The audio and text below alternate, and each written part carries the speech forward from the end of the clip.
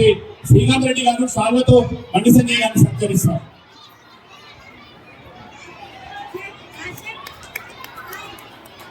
ఐఎంసీడీఎఫ్ secretary Shri Ramurthy గారు పూలబొకేతో సత్కరిస్తారు.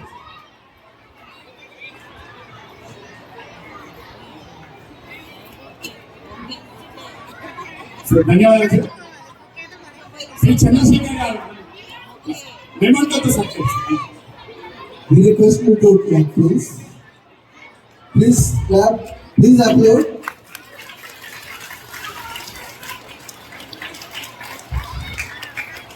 So ధన్యవాదాలు sir. మీరు ఇంత బిజీ టైంలో కూడా మమ్మల్ని ఆశీర్వదించి వచ్చినందుకు మా పిల్లలందరికీ మీ యొక్క స్ఫూర్తిదాయకమైన ఒక మార్గదర్శనం చేయవలసింది. అందరికీ జై శ్రీరామ్. ఎక్కడ జై శ్రీరామ్, జై శ్రీరామ్. రెండు చేతులు పైకెత్తరాలి. జై శ్రీరామ్. మీ స్కూల్కి ఏమడాలి, మీ పేరెంట్స్కి ఏమడాలి, గట్టిగా జై శ్రీరామ్, జై శ్రీరామ్. సంతోషం. హిందూ స్పిరిచువల్ సర్వీస్ ఫౌండేషన్ ఆధ్వర్యంలో ఈరోజు ఎగ్జిబిషన్ అనుభవం కూడా వచ్చింది. ఉదయం సమావేశం వెళ్తే చాలా బ్రహ్మాండమైన ఎగ్జిబిషన్ గా ఉంది తెలుసుకున్న తర్వాత ఎవరు పిలవకుండా నేనే వచ్చిన.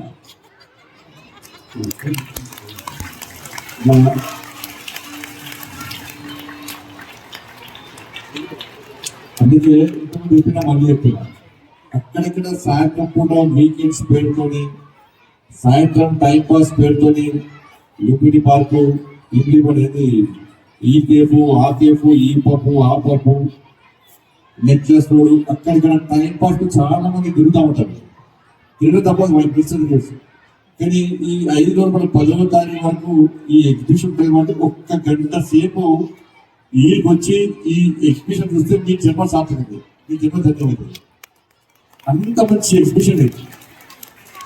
నేను ఒక 5 నిమిషాలు చూసిపోదాం వచ్చింది, కానీ నాకు వెళ్ళాలనిపించలేదు.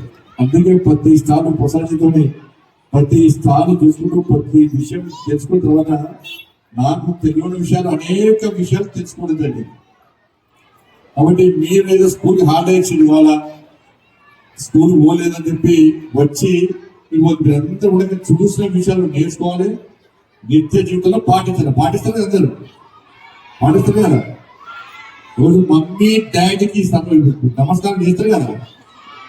మమ్మీ డాడా, అమ్మ నాన్న కంటే వాళ్ళు అవతలిస్తున్నారు. వీళ్ళ మమ్మీ అంటే డాడీ అంటారా, అమ్మ నాన్న అంటారా? మమ్మీ అంటే ఏంటో తెలుసా? ధైర్యం. డాడీ అంటే ఏంటో తెలుసా? ఏంటి? గాలిగా.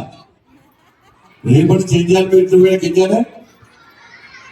అమ్మ, మీ అమ్మ అంటే అక్కడ మమ్మీ డాడీ అంటారా, పక్కింటానా మమ్మీ డాడీ అంటున్నా, నువ్వు మమ్మీ డాడీ అంటే ఇంగ్లీష్ మీడియం స్కూల్ రాలంటే అమ్మ నేను దయ్యమని విలువమ్మా, నేను అమ్మాయిని మాత్రం పిలుస్తామా, అందుకే అమ్మ అని వాళ్ళు.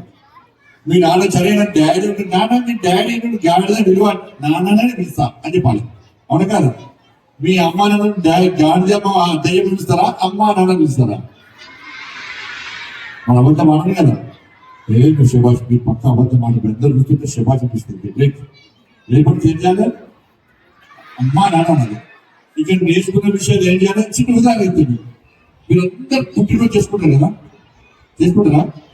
చేసుకుంటారు కదా. తను పొద్దులేసి ఏం చేస్తారు? కొంచెం పక్కన కొంచెం పొద్దులేసి ఏం చేస్తారు?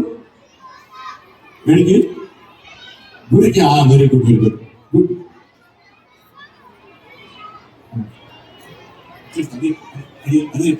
అదే చెప్తుంది, అందుకే చెప్తుంది.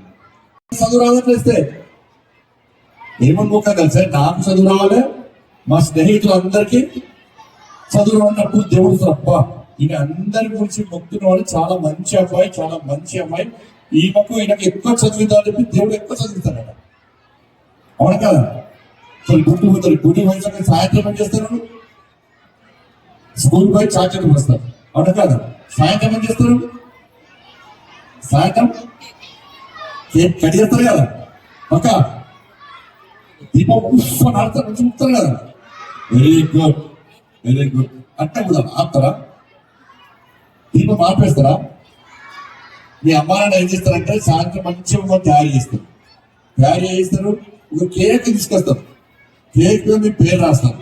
దాని మీద ఒక అగరబత్తి పెడతారు, ఒక క్యాండిల్ పెడతారు. క్యాండిల్ పెట్టి ఉప్పని ఉడిపిస్తారు.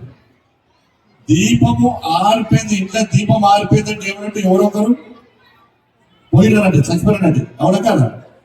కాబట్టి మీ తల్లిదండ్రులు తెలియక ఏం చేస్తారు, ఎవడో చెప్పిందని తీసుకొచ్చి మీ తల్లిదండ్రులు మంచి అందంగా తయారు చేసి సాయంత్రం దీపం వాళ్ళు ముట్టిస్తారు, మీతోని ఆర్పిస్తారు. దీపం ఆర్పించడం తప్ప కాదా? దీపం ఆర్పిస్తే మన ఆయుష్ తగ్గుతుంది, మన పేరెంట్స్ తెలియదు.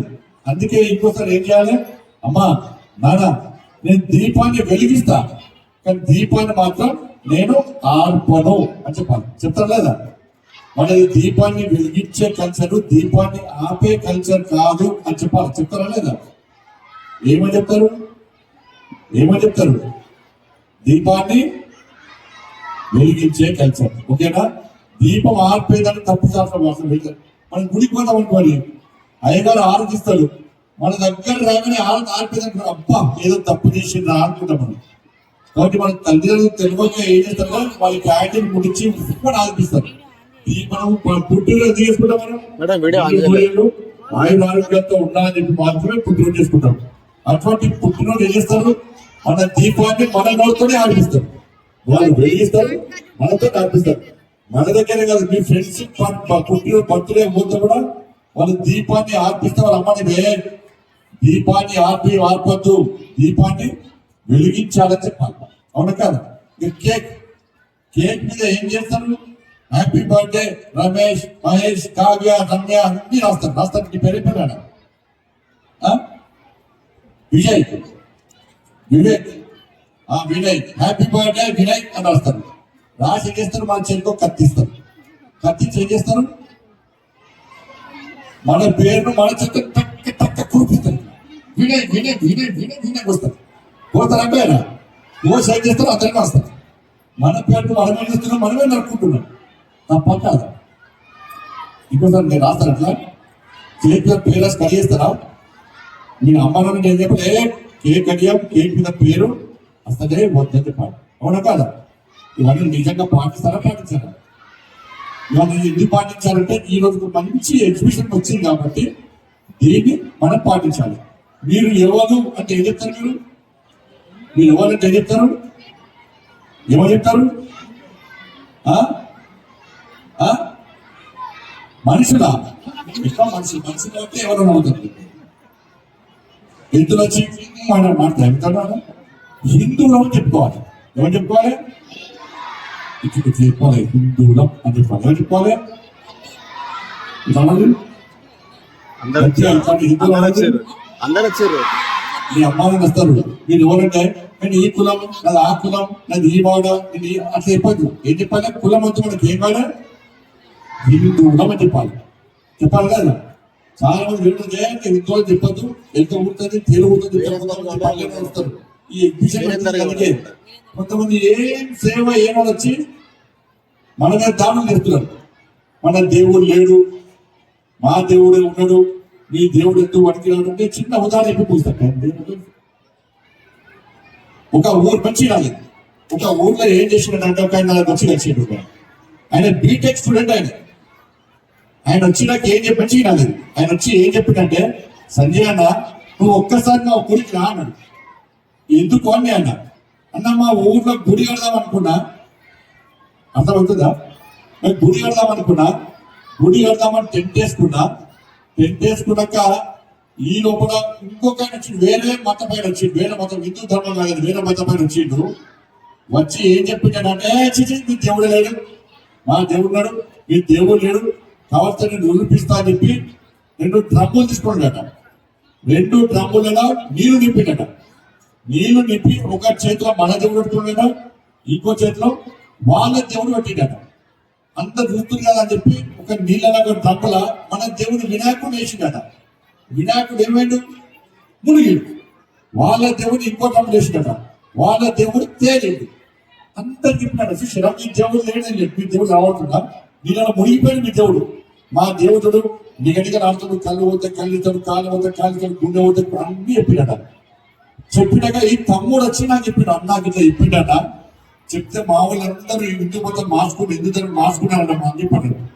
అయితే నేనేం చెప్పిన తెలుసా, నేనద్దు నువ్వే మళ్ళా మీటింగ్ పెట్టుకో, మళ్ళా మీటింగ్ పెట్టి 2 డ్రమ్ములు తీసుకో, 2 డ్రమ్ములు నీళ్ళు నింపు, ఒక వడ్ల గింజ తీసుకో, వడ్ల గింజ తీసుకొని వదువు. ఒక చేతికి ఏమొస్తుంది బియ్యం వస్తుంది, బియ్యాన్ని నిజం చేయి. బియ్యం ఏమవుతుంది, మునుగుతుంది. ఇంకో చేతికి ఏముంటుంది, పొట్టు ఉంటుంది. పొట్టు నీళ్ళని ఏమవుతుంది, తేలుతుంది. పొట్టును ఏం చేస్తాం, పాడేస్తాం. విత్తును తింటాం. మన దేవుడు మునిగిన మీ దేవుడు చెత్త పుట్ట పొట్టులకి తీసి పక్కకు పడేస్తాం. మా దేవుడు మునిగిన దేవుడు బియ్యం లెక్క, మీ దేవుడు మనికినాడు, మా దేవుడు పనికొస్తుందని చెప్పిన. అవునా కదా? కాబట్టి ఇట్లా చాలా మంది వచ్చి ఈ తాయి కట్టుకోండి, ఇది కట్టుకోండి, మీకు ఎక్కడ ఉంటుంది, జ్వరం వస్తే మా దేవుడిని మొక్కండి, ఇవన్నీ చెప్తుంటారు. దైవ నిర్ణయం అంట మనం. దేవుడు నిర్ణయం తీసుకున్నాడు, జాగ్రత్తగా అందరు. దైవ నిర్ణయం అంటారు. దేవుడు ఒక్కసారి నిర్ణయించుకున్నాడు, బండి సంజయ్ నువ్వు హిందువుగా ఉంటావు బస్, హిందువుగా ఉంటూ అని చెప్పి దేవుడు నిర్ణయించినాక నేను హిందూ ధర్మం నుంచి వేరే మతానికి మార్చుకుంటే వాళ్ళ దేవుడు ఏమంటారు తెలుసా, అరే బండి సంజయ్ ఎంత పెద్ద హుషారా, వాళ్ళ దైవ నిర్ణయాన్ని కాదని నా దగ్గరికి వచ్చినట్టు నన్ను కూడా మోసం చేసి ఇంకో దేవుడు పోతాడు అని శిక్షిస్తాడు దేవుడు. అందుకే హిందూగా ఉన్నప్పుడు హిందువుగా ఉండాలి, సంస్కృతంగా హిందువు ఉండాలి. అందుకే అడిగితే ఏం చెప్పాలి మనం, చెప్తారా బట్టి చెప్తారా మీరు మళ్ళీ ఇంటి వరకు ఏమన్నా చెప్పొద్దా, బయట కొట్లాట అయితే రా అంటారు. భయపడతారు మీరు, మీరందరూ ఈ రోజు అందరూ అవునా కదా? ఇట్లా మనం అన్ని పాటించడానికి, ఇవన్నీ తెలుసుకోవడానికి ఆ ఫోటోలు చూసి కదా ఎన్ని సేవా కార్యక్రమాలు చేస్తున్నారు, ఎంత మంచి కార్యక్రమాలు చేస్తున్నారు. ఈ కార్యక్రమం ఆ కార్యక్రమం అన్ని రంగాల్లో సేవా కార్యక్రమం చేస్తూ ఒక మంచి సమాజ నిర్మాణం కోసం ప్రయత్నం చేసినటువంటి ఈ ఫౌండేషన్ నిజంగా చాలా బ్రహ్మాండమైన ఎగ్జిబిషన్. ఇది అందరూ చూడాలి.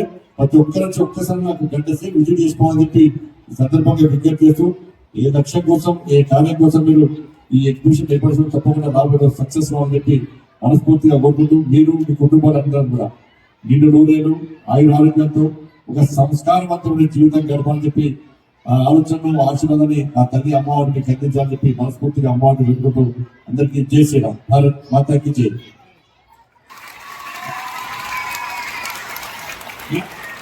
జై శ్రీరామ్. భారత్ మాతా కీ, భారత్ మాతా కీ, భారత్ మాతా కీ. ఏ స్లోగన్ వచ్చినా అన్న హ్యాపీ అండి. ఒక్క స్లోగన్ అన్న థ్యాంక్ యూ అన్న వెరీ మచ్. ఎస్ ఇక్కడ కల్చర్